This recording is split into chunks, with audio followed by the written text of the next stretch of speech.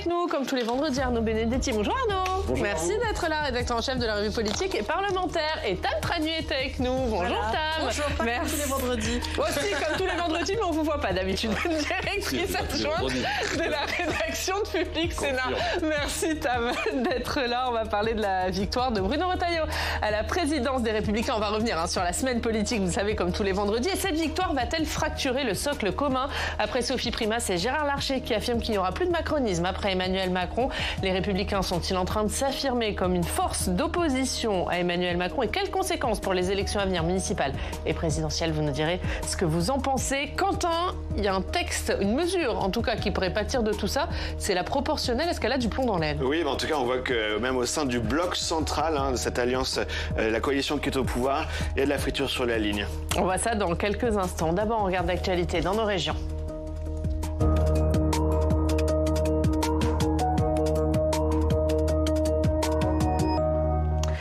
L'actualité dans nos régions, vous savez, c'est avec nos partenaires de la presse régionale. On va aller à Limoges où on retrouve Olivier Chaperon. Bonjour Olivier, merci beaucoup d'être là, directeur éditorial de la Haute-Vienne, rédacteur en chef du Populaire du Centre. Olivier, on va parler avec vous de ce qui s'est passé hier. C'est le préfet de la Haute-Vienne qui a donc donné son feu vert à la création d'un projet de ferme géante. En quoi ça consiste ? Alors bonjour, c'est une méga ferme qui va accueillir 2120 bêtes, très exactement. Alors le préfet vient de l'autoriser après avoir plusieurs semaines d'attente. Tout le monde se doutait que la décision arriverait rapidement maintenant. En fait, c'est un projet qui est porté par Terea, une filiale de Carnivore. C'est un mastodonte de l'agroalimentaire. Terea rachète une ferme de 600 hectares pour y engraisser 2120 bovins, très précisément. Donc, le propriétaire actuel, il élevait déjà plus de 800 mètres. Il reste associé au projet. Alors, quelle est l'idée en fait de Terea? C'est une filiale de Carnivore qui est un mastodonte de l'agroalimentaire. L'idée, c'est d'alimenter ses propres abattoirs qui sont implantés dans la région, dans le sud-ouest principalement, avec cette notion qu'aujourd'hui, les veaux qui sont produits en Limousin, qui sont produits dans le sud-ouest, partent pour la plupart en engraissement en Espagne, mais surtout en Italie. C'est une conception un peu de la relocalisation agricole. On va arrêter de déplacer les bêtes, on va les élever ici, les abattre ici, et on va distribuer plus localement. Alors Carnivore, c'est un gros groupe qui a notamment travaillé avec Lidl sur la viande à bas coût. Alors évidemment, c'est un projet qui mène pas mal de questions, qui devrait pouvoir démarrer selon ce que disent les propriétaires au 3e trimestre de l'année. Évidemment, modestement, on n'aura pas directement les 2120 veaux sur place. Ils veulent capter aussi le réservoir d'animaux qu'il y a dans le sud-ouest pour pouvoir éventuellement dégager et s'implanter par ailleurs sur d'autres fermes. Ce serait selon eux une solution au départ de très nombreux agriculteurs en retraite qui ne retrouvent pas de remplacement et de successeurs.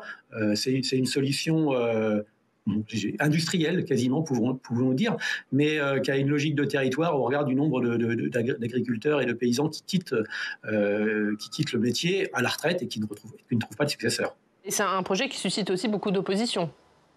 Alors évidemment, les riverains, eux, s'inquiètent énormément des nuisances. Alors déjà, tout le transport des animaux, puisqu'il va sortir plusieurs camions toutes les semaines. Il va arriver des bêtes régulièrement.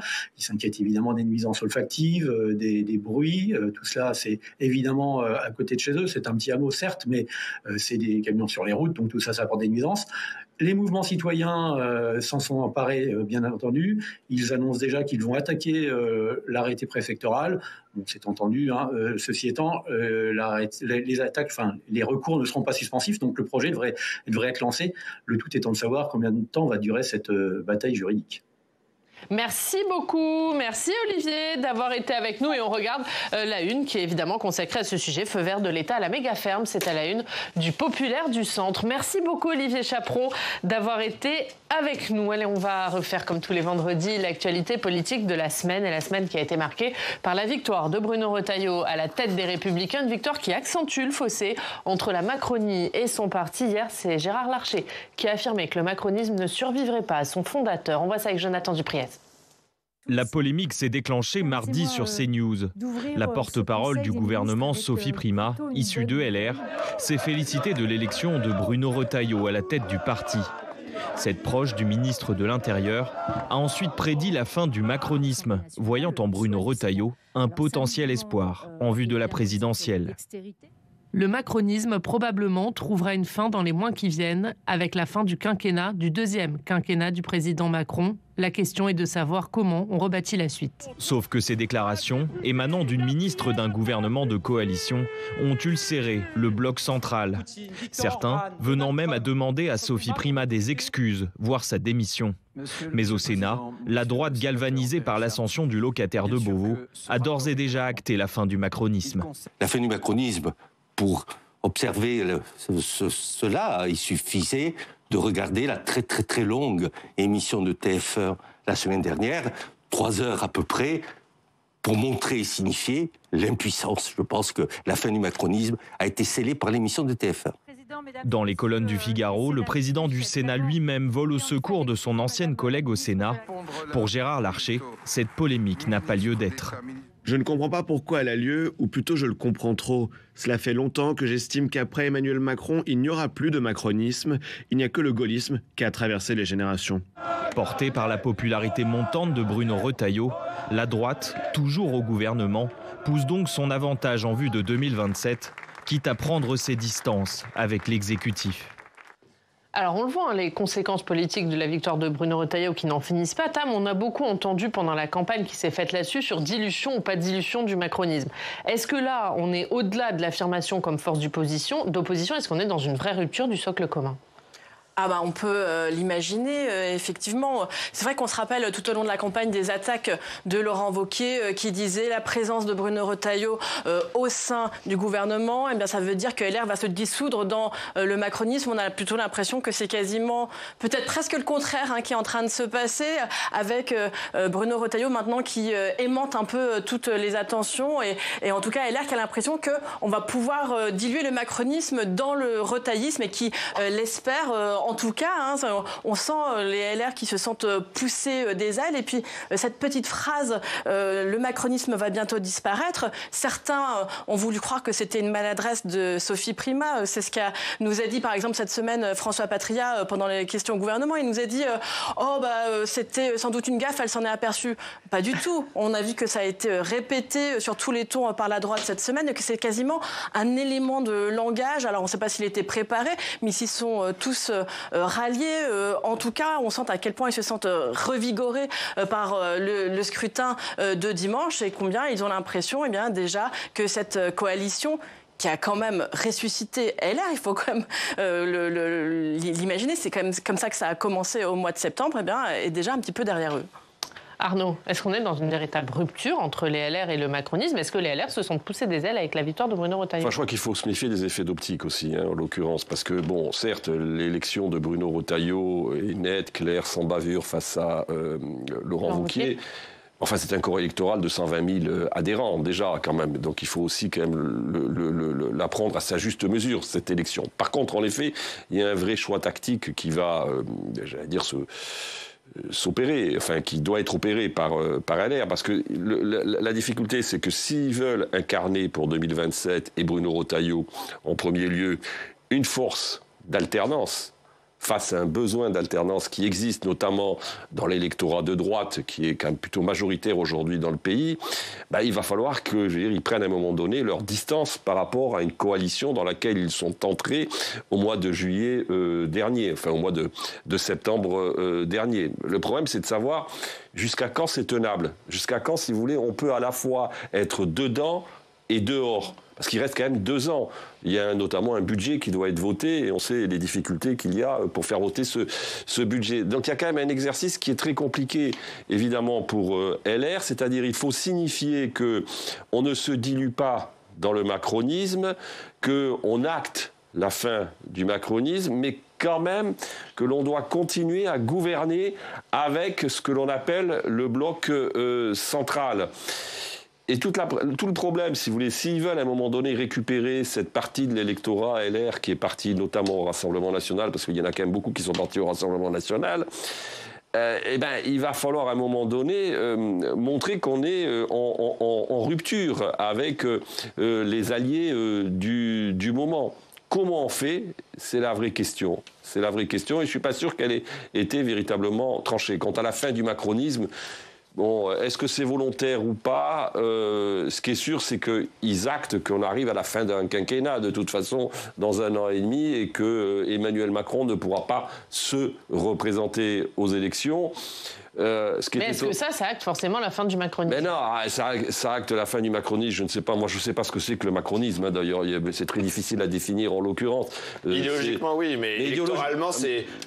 Non, mais idéologiquement, vous savez, le macronisme, il a existé sous différentes formes dans l'histoire politique française. Hein. Ce qu'on appelait le marais sous la Révolution, c'était le macronisme déjà. Hein, si on remonte. Les opportunistes sous la Troisième République, c'était le macronisme. La force centrale sous la Quatrième République qui réunissait MRP, SFIO et radicaux, c'était d'une certaine forme de macronisme. On a connu ces formes politiques dans l'histoire politique française. Sauf qu'après, le talent de Macron, ça a été d'en faire un objet de marketing qui attire la lumière médiatique et politique. Mais globalement, et de le personnaliser. Mais globalement, ça a existé dans l'histoire politique française.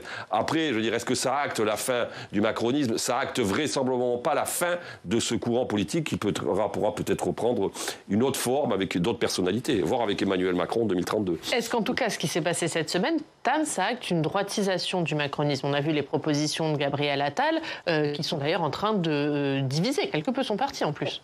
On a eu l'impression effectivement que Renaissance l'avait plus bleu que bleu cette semaine. La proposition de Gabriel Attal qui propose l'interdiction du voile aux jeunes filles de moins de 15 ans. Alors oui, on croirait entendre LR, sauf que immédiatement après la sortie de Gabriel Attal, on a vu tous les LR monter au créneau pour dire mais en fait ce n'est pas possible, ce n'est pas conforme à la loi de 1905, voire celle de 1906. C'est une discussion que j'avais eue notamment avec Max Brisson qui nous disait bah oui, en 1906, il y avait déjà eu ce débat à l'époque de savoir si même on allait à l'époque interdire une autre sorte de voile, interdire la soutane dans l'espace public. La question, elle a été tranchée, donc il dit constitutionnellement ce n'est pas possible. Donc on sait que ce n'est que de la surenchère de refuser comme ça l'inscription du voile dans l'espace public. Même si je pense que sur le fond, ça peut refléter ce que certaines personnes pense à droite. Hein. On a déjà eu d'ailleurs ces débats sur ce plateau avec certains élus de droite. Simplement, on sait qu'au niveau législatif, c'est impossible d'aller sur ce sujet. Le débat, il avait aussi eu lieu lors de la discussion sur la loi séparatisme. En 2021, il y avait déjà eu des amendements portés par les radicaux voilà, exactement, le groupe RDSE. Il y avait même eu des amendements qui avaient été portés par les macronistes et qui avaient été jugés à l'époque irrecevables au niveau de la commission des lois de l'Assemblée nationale. Donc on a un peu l'impression quand même que c'est plutôt une façon d'essayer de récupérer toute la polémique qui était montée mercredi avec le fait qu'on commençait à connaître le début du rapport sur les frères musulmans et on sentait beaucoup d'opportunisme politique.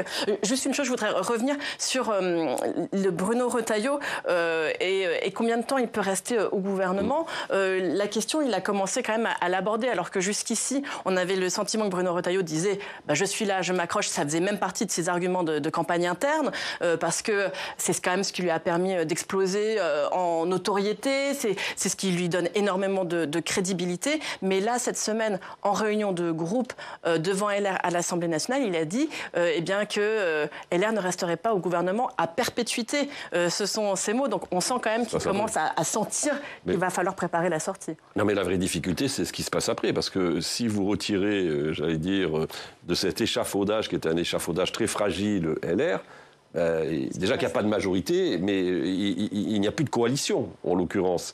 Donc, en plus, vous perdez le Sénat, qui était quand même une chambre sur laquelle pouvait s'appuyer l'exécutif. Se pose alors un vrai problème de stabilité institutionnelle. Parce que qu'est-ce que vous faites? Vous enlevez le groupe parlementaire LR, mais vous gouvernez avec qui, en l'occurrence?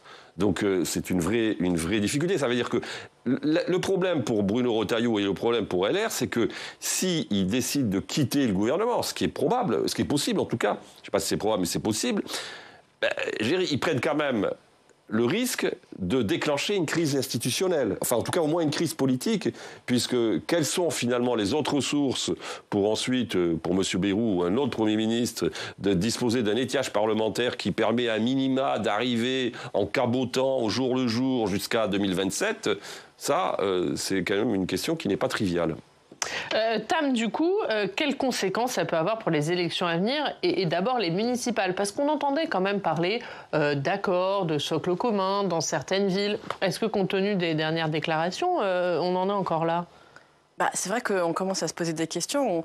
Tout le monde annonçait par exemple déjà cela pour le département des Yvelines. Alors un département qui nous intéresse d'autant plus que le président du Sénat est sénateur des Yvelines et que la présidente de l'Assemblée nationale, Yaël Braun-Pivet, est députée des Yvelines. Alors on avait l'impression qu'effectivement l'accord il était très très clair et souhaité par tous à cette époque, qui s'appuyait à la fois sur des proximités de point de vue, des proximités même d'amitié personnelle. On avait vu aussi, par exemple, ce qu'il y avait eu lors des législatives dans les Hauts-de-Seine, où on avait vu au moment où... En fait, c'est aussi ça, c'est qu'au moment où tout le monde se sent en difficulté, on accepte le socle commun. Mais à partir du moment où on a l'impression qu'on peut avoir une dynamique pour soi, là, on veut jouer sa carte personnelle. Alors, j'allais dire, c'est quelque chose de relativement logique. Bon, je ne sais pas encore ce qui peut se passer pour les municipales, mais on sait qu'en tout cas, c'est la prochaine étape. C'est ce qui est en train de se discuter du côté des LR, où il y a eu cette semaine la discussion sur les instances, comment commencer à représenter bien sûr davantage Bruno Retailleau dans toutes les instances dirigeantes. Ensuite, le deuxième temps, c'est les municipales. Et le troisième temps, bien sûr, maintenant, c'est la présidentielle de 2027 à laquelle il ne pense pas qu'en se rasant, Bruno Retailleau, qui d'ailleurs a passé à une séquence très visible cette semaine avec Nicolas Sarkozy. Et d'autant que Bruno Retailleau, il n'avait pas complètement fermé la porte durant la campagne pour la présidence des LR à des alliances pour les municipales. Il a dit notamment, dans les villes où il y a un risque de victoire de la gauche, on va regarder comment on s'organise. Oui, alors, si vous voulez, c'est vrai que les municipales seront un bon test pour mesurer la capacité à Bruno Retailleau à remettre sur des rails de victoire le LR, notamment dans les grandes villes. Parce qu'en fait, tout l'enjeu, c'est de gagner un certain nombre, de regagner et de reprendre à la gauche un certain nombre de grandes villes. Imaginons que LR, demain, gagne Paris et Marseille. Indéniablement, ça sera mis au crédit, en l'occurrence, dans une forme d'alliance même peut-être, ça sera mis au crédit de Bruno Retailleau et ça sera une marche supplémentaire dans, j'allais dire, sa candidature à la présidence de la République. Donc il y a cet enjeu qui est important. L'enjeu des municipales, il l'a compris. Ça va être un enjeu qui va être certainement très nationalisé. Mais en même temps, on sait très bien qu'en plus, compte tenu, j'allais dire, de la fragmentation du champ politique, parce que c'est quand même très compliqué aujourd'hui. Si vous voulez, l'époque où il y avait une droite et une gauche qui étaient identifiées par des formations politiques qui étaient relativement, je veux dire, restreintes en l'occurrence, c'est une époque aujourd'hui qui est derrière nous. Donc tout l'enjeu, c'est de réussir ce test-là, mais il y aura des paramètres locaux. Il y a les paramètres locaux, même dans les grandes villes, vont quelque part parfois venir perturber, j'allais dire, les stratégies nationales. Alors, il y a un autre sujet qui pourrait tendre encore un peu plus les relations au sein du socle commun, c'est la question de la proportionnelle, Quentin. Oui, François Bayrou qui a entamé le 30 avril une série de consultations des forces politiques sur l'élection des députés à la proportionnelle, sachant qu'il existe de nombreuses formes de proportionnelle. On se demande quelle dose, quel périmètre géographique. Le chef de gouvernement, François Bayrou, qui lui défend une proportionnelle intégrale par département, comme en 1986. Et alors hier, on a vu le non-merci d'Édouard Philippe, le chef du parti Horizon qui était reçu à Matignon, qui estime que la proportionnelle conduirait à une absence de majorité, je cite, et pourrait distendre le lien entre l'électeur et le député. Écoutez Édouard Philippe hier. Le scrutin proportionnel a plus de chances de perpétuer ce que nous voyons aujourd'hui, c'est-à-dire une absence de majorité, et que nous considérons que cette absence de majorité rend difficile, voire impossible, une action résolue dont notre pays a pourtant besoin et que nous ne pouvons pas accepter donc ce régime qui est pour l'essentiel un régime de l'inaction. Et Horizon, qui est ou qui est pas le groupe qui n'est pas le seul. Qui n'est pas le seul groupe politique opposé à la réforme au sein du socle commun. Voilà, le parti Renaissance, le parti des macronistes historiques, emmené par Gabriel Attal, s'oppose à toute réforme du mode de scrutin, alors qu'il l'avait pourtant défendu initialement. Le député Pierre Cazeneuve, qui le disait il y a quelques jours dans Libération, instaurer la proportionnelle, qui a tendance à déboucher sur un hémicycle très balkanisé, risquerait de pérenniser le bordel ambiant, ce sont ses mots. La priorité pour le parti macroniste est désormais de rendre au pays sa stabilité avant de s'occuper d'avoir un Parlement véritablement représentatif. Les Républicains, je terminerai par là pour ce qui est du bloc central, qui sont également opposés à la proportionnelle. Le 30 avril dernier, Bruno Retailleau a ainsi expliqué « Avec la proportionnelle, c'est le plus sûr moyen de ne pas donner à la France, à la République française, une majorité. Ce qui est aujourd'hui temporaire, conjoncturel, deviendrait structurel. » C'est ce qu'il a dit sur CNews Europe 1. Un mot rapidement pour qu'on comprenne bien l'avenir de cette réforme. Les autres partis en pensent quoi, Quentin ? Eh bien, le RN était le premier parti reçu fin avril lorsque les consultations ont commencé. Il faut dire que Marine Le Pen et Jordan Bardella font de ce sujet un casus belli, menaçant de censurer le gouvernement Bayrou si ce dossier n'avançait pas. D'ailleurs, ils parlent même de faire avancer le dossier avant l'été. Le RN qui réclamait jusqu'à présent la proportionnelle, mais avec une prime majoritaire pour la liste arrivée en tête. Mais Marine Le Pen s'est rangée à la version proposée par François Bayrou. Écoutez lorsqu'elle était reçue à Matignon il y a quelques jours.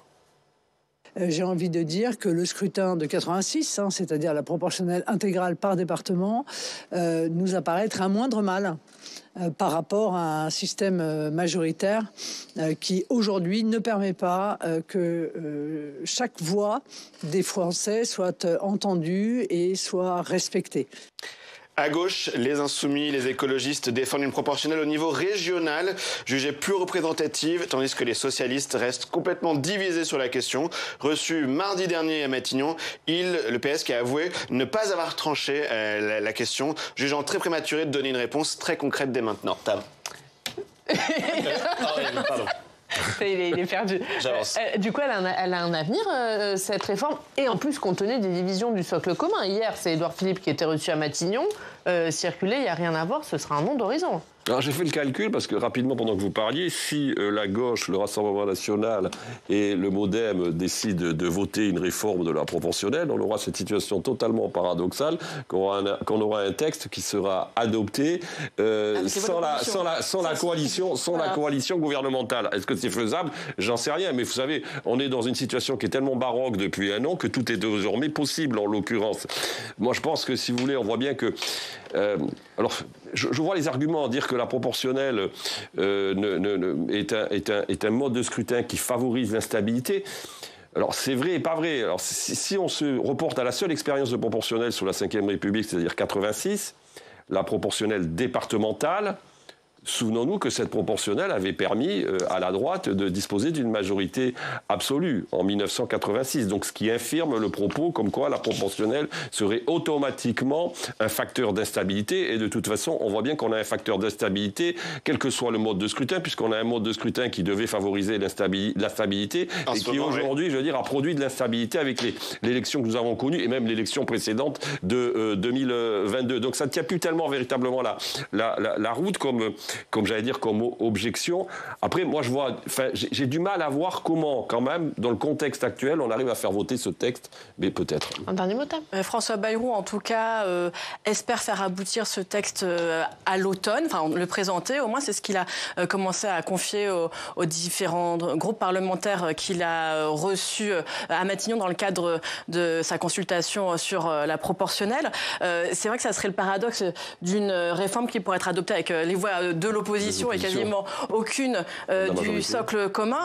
À noter que c'était déjà ce qui s'était passé au Sénat. Il y avait une proposition de résolution sur la proportionnelle qui avait été présentée par le groupe écologiste et même au Sénat, ça avait été adopté grâce aux voix des centristes. Il n'y avait eu que les LR qui s'y étaient opposés. Abstention du côté des communistes. Alors bon, évidemment, c'était une proposition de résolution qui était sur le grand principe de la proportionnelle et pas sur quel type de proportionnelle. Et on a bien compris qu'il y avait 50 nuances de proportionnelle.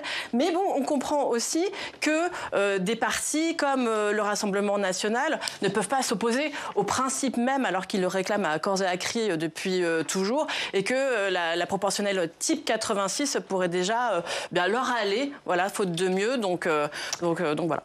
Allez, après être revenu sur cette semaine politique, on va revenir sur l'une des images fortes de ces derniers jours. C'est celle du navire-école de la marine mexicaine, le Guatemoc, qui a percuté le pont de Brooklyn à New York. Et on va voir que manœuvrer des géants des mers, eh bien, ça s'apprend. Il existe des bassins d'apprentissage, ils ne sont que 7 dans le monde. Et l'un d'eux se cache dans la forêt de Chambaran à Port-Revel, c'est en Isère. Grâce à des modèles réduits, les pilotes peuvent s'entraîner. On regarde ce reportage de Lilian Veillé de Télé Grenoble.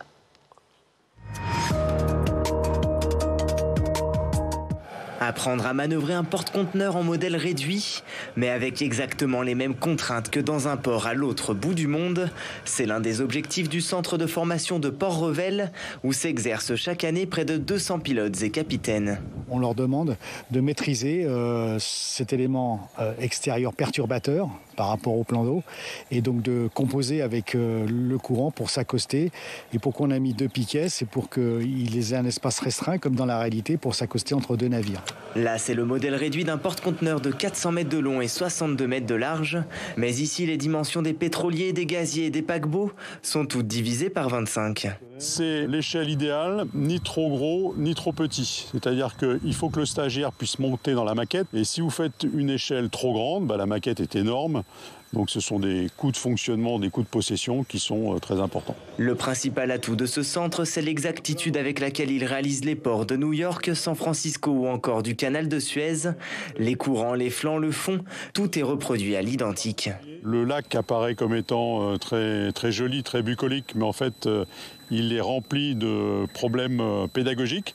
C'est-à-dire que chaque centimètre carré a été fait vraiment dans un but précis. Nous avons des moyens de simulation dans tous les domaines, c'est-à-dire nous pouvons faire des vagues, nous pouvons faire du vent, nous pouvons faire des courants. Et donc nous avons 12 maquettes qui permettent aux pilotes maritimes et aux capitaines de navires de se former dans des conditions normales comme dans des conditions d'urgence. On peut leur faire les pires des scénarios, justement pour les former et pour que dans la réalité, après nos stages, ils soient en sécurité sur leur navire. Au milieu des vagues et du courant, mais aussi des fends et des serres, les pilotes maritimes réalisent souvent des stages de 5 jours, une formation où 80% de la clientèle est étrangère. Depuis la création de ce site en 1967, Artelia, le leader français de l'ingénierie indépendante, a déjà formé 7260 pilotes et capitaines. Et voilà, on va passer, Quentin, on continue notre page en région. On regarde ce qu'il y a à la une de la presse régionale ce matin.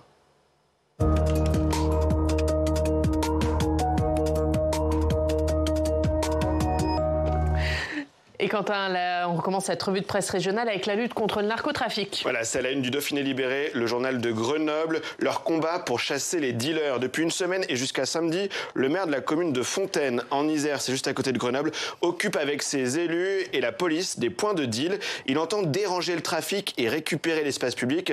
Mais dans les pages intérieures du journal, on lit cette remarque, occuper le terrain des dealers, c'est bien, mais et après? C'est toute la question maintenant. On parle de la mobilisation des agriculteurs, elle continue. Voilà, nous en parlions déjà la semaine dernière, cette mobilisation à l'appel de la FNSEA, le principal syndicat agricole. Hier, l'autoroute A16 a été bloquée à Beauvais. La pression va continuer à monter tout le week-end avant l'examen de la proposition de loi Duplon. Ce sera lundi en séance à l'Assemblée nationale. Les soutiens du texte qui vise à lever, je cite, les contraintes du secteur, parlent d'une proposition de loi vidée de sa substance en commission. Les détracteurs de cette proposition de loi dénonce la tentative de faire revenir certains pesticides. Nous verrons ce que feront les députés lundi. Ce sera toute la question après pour la mobilisation. Un texte notamment qui a été vidé de sa substance par les députés sur le sujet des méga-bassines, puisque autant la proposition de loi initialement entendait dire le plus grand bien des méga-bassines, autant en commission ça a été entièrement vidé de sa substance pour interdire ces dernières et également faire en sorte que les méga-bassines existantes soient uniquement destinées à l'agriculture bio. Quentin, on continue à la une de la presse régionale, le Républicain Lorrain qui titule sur l'interdiction des smartphones à l'école. Oui, ces écoles qui disent stop au portable. Reportage au collège et lycée Vauban de Luxembourg où les élèves ont l'interdiction d'utiliser leur smartphone lorsqu'ils se trouvent au sein de l'établissement.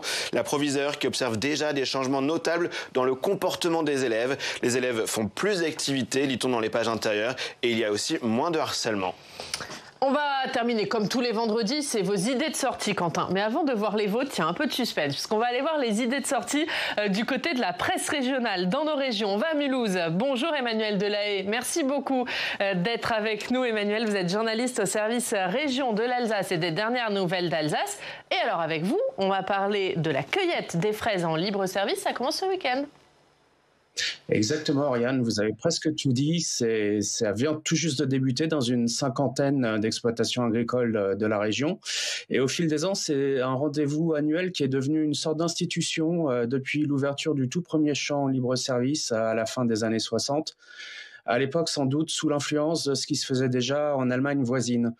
Alors, bon an, mal an, ce sont quand même 60% des 2000 tonnes de fraises produites chaque année en Alsace qui sont écoulées par ce biais.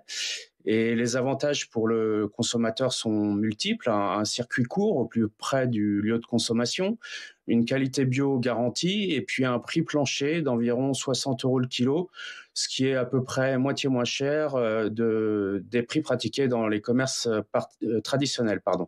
La particularité cette année, c'est aussi que la Corporation des pâtissiers du Haut-Rhin a décidé d'accompagner le mouvement en organisant un concours du meilleur dessert à base de fraises le 16 juin prochain à Colmar.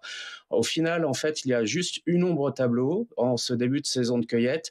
Ce sont les dégâts régulièrement provoqués par les corbeaux, attirés non pas par les fraises, mais par les nombreux insectes qui sont présents dans les champs. C'est sans doute le revers de la médaille d'une culture menée intégralement en bio. Merci beaucoup, merci Emmanuel pour cette très belle idée de sortie. On ira accueillir les fraises en Alsace, les fraises d'Alsace en toute liberté. C'est à la une de votre journal ce matin. Merci beaucoup Emmanuel Delahaye. Et alors Quentin, vous du coup, vous n'avez pas une, mais 2 idées de sortie pour le week-end. Voilà, commençons par Jules. Il est partout dans la presse du Sud-Est ce matin. On s'est quand même entraîné depuis 5h du matin. Var Matin, La Provence, Corse Matin qui titre sur ses concerts ce soir et demain soir à l'Orange Vélodrome de Marseille. En 15 ans de carrière, à force de travail, le rappeur est devenu le plus gros vendeur de musique en France. C'est ce qu'on lit ce matin dans les journaux. Corse Matin qui lui reconnaît une énergie débordante. Voilà. Tam, comment on fait du coup ? Non, c'est ça. Je me suis entraînée. On a essayé depuis ce matin. Et Quentin, c'est quoi l'autre idée de sortie ? Voilà, on termine avec une dernière idée de sortie, une belle image aussi. Le Zooparc de Beauval dans le Loir-et-Cher qui présente son nouvel emblème. Regardez, il s'agit d'un singe doré qui vient d'apparaître ces jours-ci aux yeux des visiteurs après un mois de quarantaine. Une arrivée qui revêt un caractère capital parce que cette espèce est menacée dans le monde et aussi que c'est un symbole très fort d'amitié avec la Chine et un animal aussi qui est extrêmement mignon. On voit les photos dans les pages intérieures du Berry républicain. Du coup, plutôt cueillette des fraises en Alsace, plutôt singe doré au parc de Beauval ou plutôt Joule au Vélodrome ? Peut-être cueillette des fraises en Alsace. C'est une très belle région, l'Alsace. Tam ? Quand même le zoo. Le zoo, c'est quand même quelque chose d'exceptionnel. Puis moi, je vais beaucoup au zoo du Cerza à Lisieux, magnifique zoo aussi. Voilà, en Normandie pour parler de tous les territoires. Voilà. Quentin ? Des belles idées. Non, moi je vais aller écouter Jules, bien sûr, à Marseille. Voilà. Oui, maintenant que vous savez comment on fait. Voilà. Donc, tout à fait. Les concerts événements. Merci beaucoup. Merci à tous les trois d'avoir été avec nous. Merci à tous de nous avoir suivis. On vous souhaite un très bon week-end et on se retrouve bien sûr lundi.